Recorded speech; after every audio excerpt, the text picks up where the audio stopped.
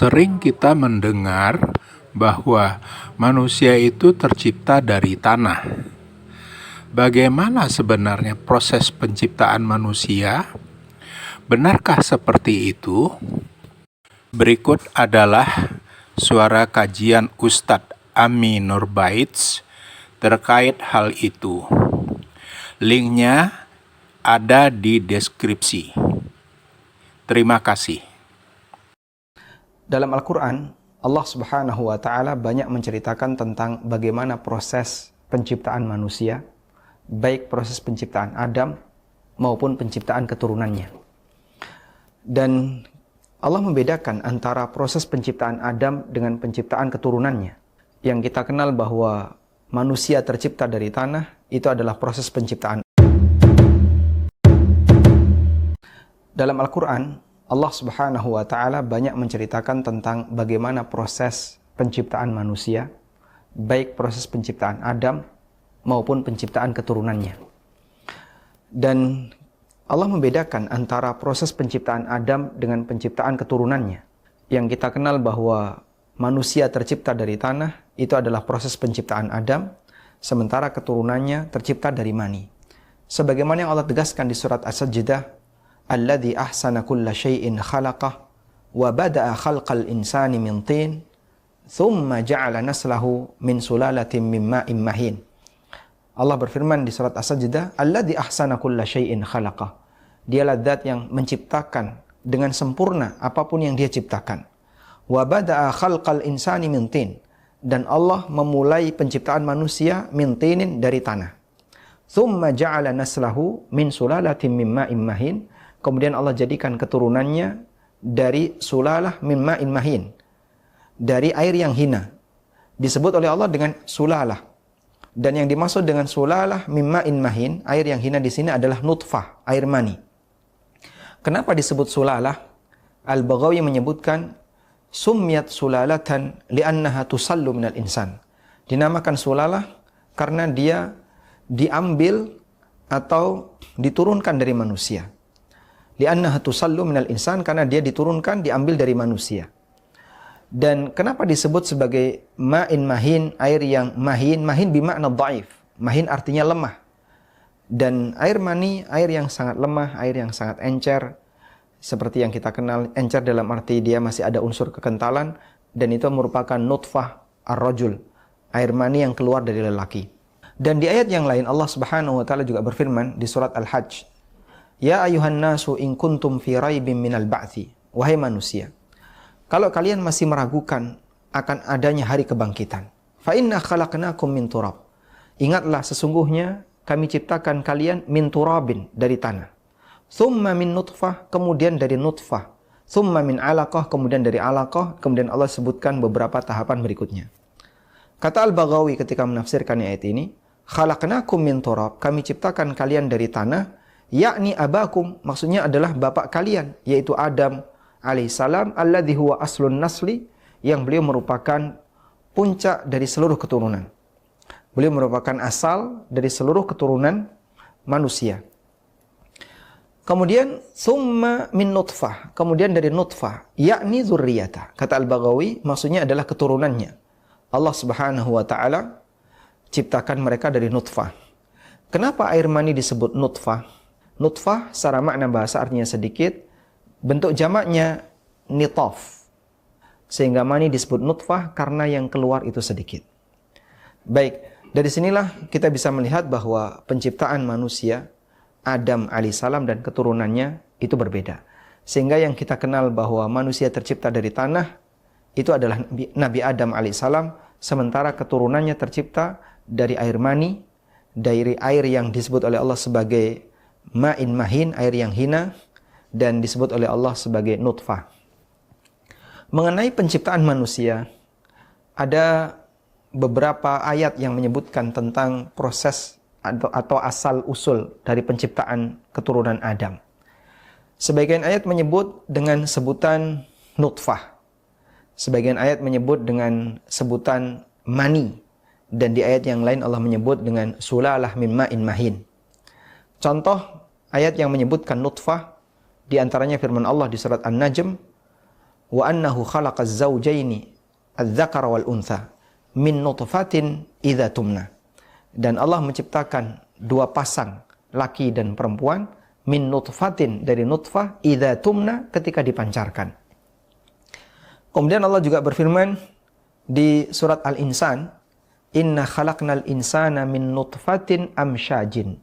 Sesungguhnya kami ciptakan manusia dari nutfah yang amsyaj.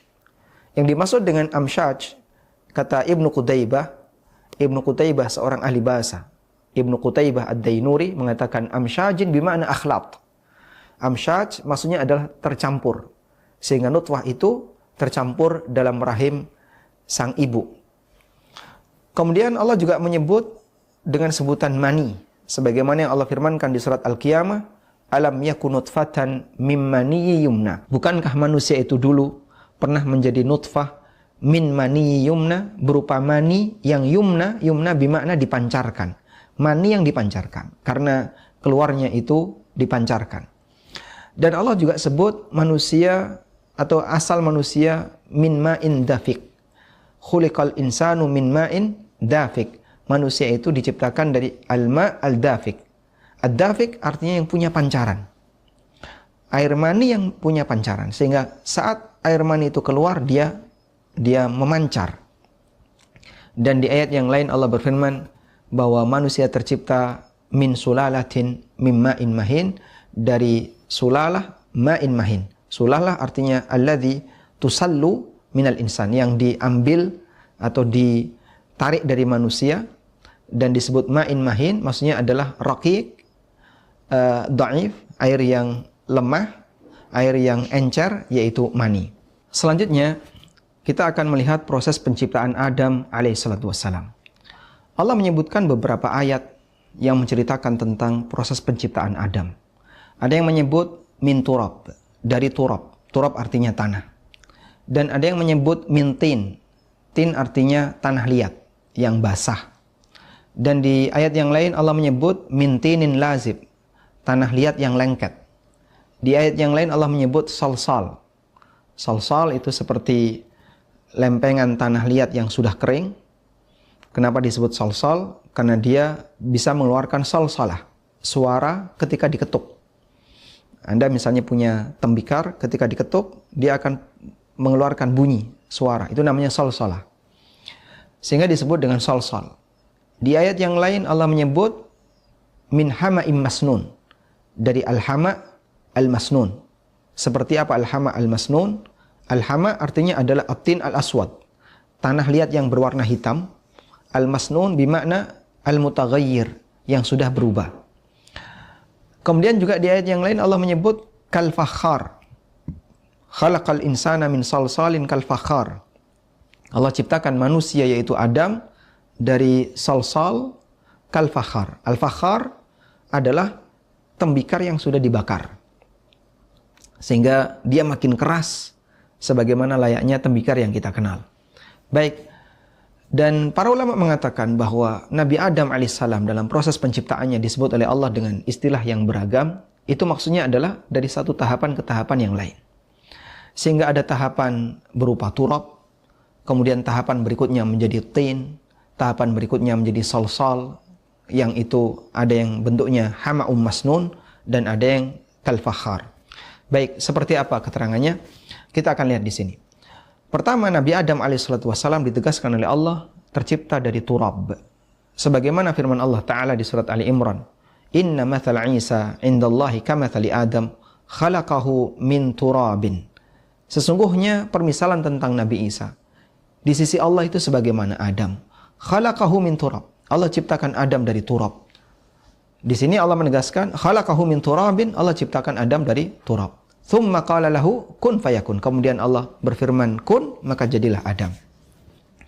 Dan di ayat yang lain Allah juga berfirman, ya ayuhan nasu in kuntum fi raibim minal ba'thi fa inna khalaqnakum min turab.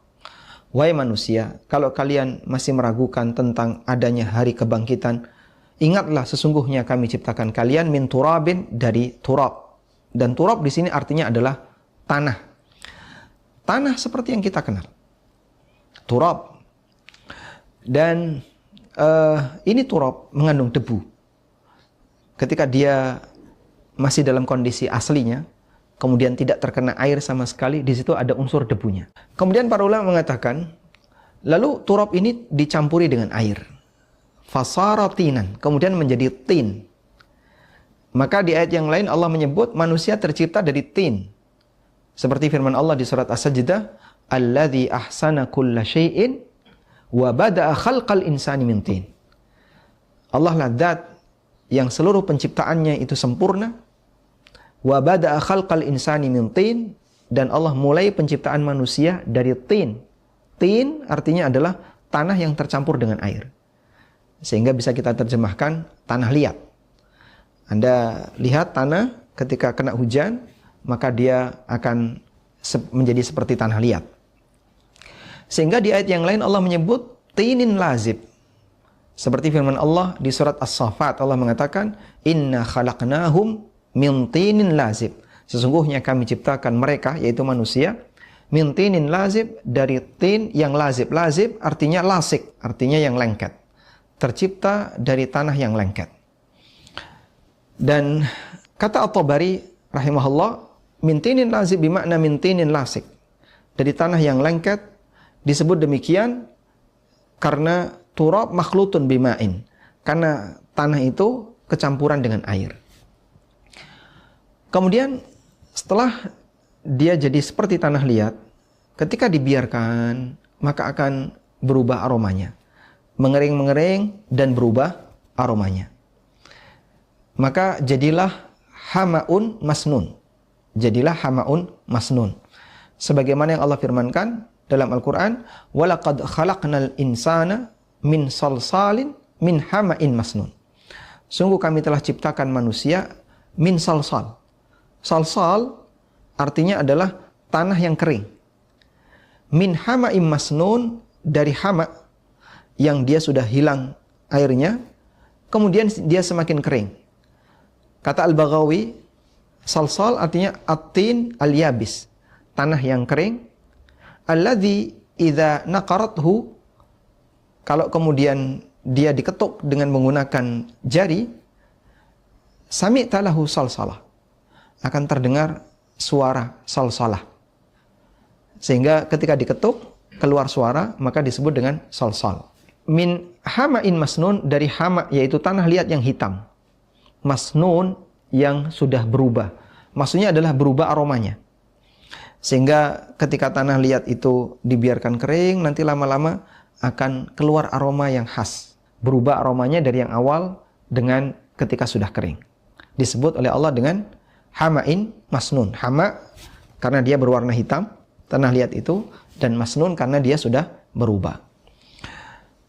Kemudian ketika dia dibiarkan makin keras, seperti layaknya ketika tembikar itu sudah dimasak, sudah dibakar, yang disebut dengan al-fakhar. Sebagaimana firman Allah di surat Ar-Rahman, khalaqal insana min salsalin kal fakhar. Allah menciptakan manusia dari salsal kal fakhar. Yang dimaksud dengan salsal tadi, ya, tanah liat yang dibiarkan kemudian mengering, namanya salsal. Kal fakhar seperti tembikar. Kata Abu Ubaidah, dan beliau termasuk salah satu di antara ahli bahasa, fahuwa min yabisihi kal fakhar, bahwa tanah liat ini saking keringnya maka dia seperti al-fakhar. Dan kata beliau, al-fakhar adalah ma tubiha binnar. Al-fakhar adalah tanah liat yang sudah dimasak, yang dibakar sehingga menjadi semakin atos, semakin keras karena unsur airnya sudah hilang. Maka disebut oleh Allah kal-fakhar karena saking keringnya. Sehingga awalnya seperti salsal, kemudian saking keringnya jadi al-fakhar. Demikianlah tahapan-tahapan penciptaan mengenai Nabi Adam alaihissalatu wassalam yang Allah sebutkan dalam Al-Quran. Semoga semakin menambah iman kita kepada kebenaran berita yang disampaikan oleh Allah Subhanahu wa taala. Wassallallahu ala nabiyyina Muhammadin wa ala alihi wa sahbihi wasallam. Assalamualaikum warahmatullahi wabarakatuh. Penonton yang dirahmati Allah, bagaimana pendapat Anda dengan tema kajian kali ini? Bermanfaatkah Berikan pendapat Anda di kolom komentar di bawah. Semoga Allah memberkahi kita semua. Amin. Jangan lupa klik like, subscribe, dan lonceng ya. Terima kasih.